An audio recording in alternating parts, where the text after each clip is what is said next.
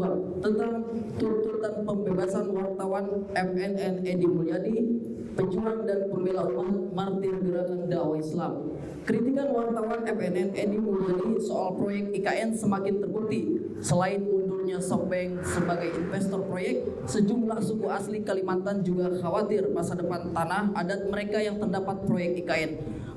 Berkenaan dengan hal itu, kami, tokoh dan ulama Subang menyampaikan pernyataan sebagai berikut. Pertama, mundurnya Sopeng dan belum adanya kejelasan skema pembiayaan proyek IKN hingga kelilingnya Menko Marvel Luhut Binsar Panjaitan mencari investor IKN mengkonfirmasi bahwa proyek pindah ibu kota tidak dipersiapkannya dengan baik dan dikhawatirkan akan mangkrak dan berdampak pada penggunaan APBN yang akan membebani rakyat.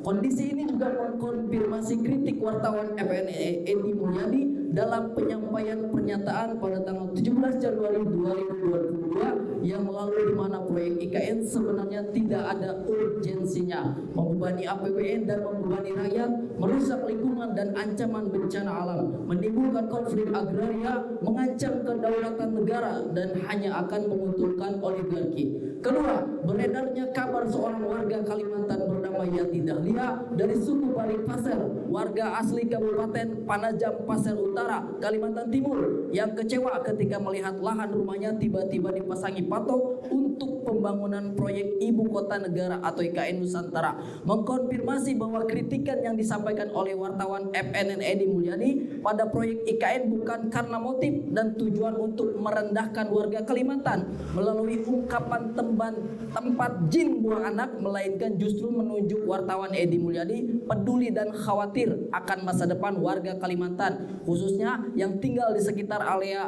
lokasi IKN. Sementara itu, kritikan Gubernur Jawa Barat Ridwan Kamil yang mengatakan IKN Nusantara tidak boleh hanya mengandalkan aparatur sipil negara atau ASN dan meyakini kota itu akan sepi jika hanya bergantung pada populasi abdi negara. Sejatinya juga mengkonfirmasi kritikan wartawan Edi Mulyadi tentang lokasi IKN yang sepi ke tempat izin buang anak. Karena itu dapat diyakini kriminalisasi terhadap wartawan Edi Mulyadi bukan karena ujaran tempat jin buang anak, melainkan karena adanya kepentingan oligarki yang terusik khawatir proyek IKN gagal dan merusak mimpi mereka atas keuntungan berlipat dari proyek IKN.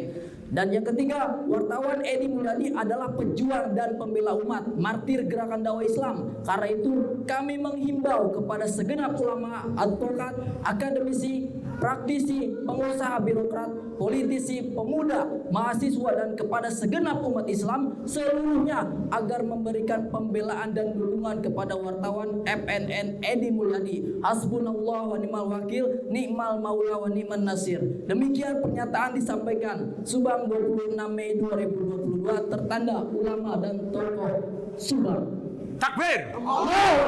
Takbir! Allah! Takbir! Allah! Terima kasih. Assalamualaikum warahmatullahi wabarakatuh.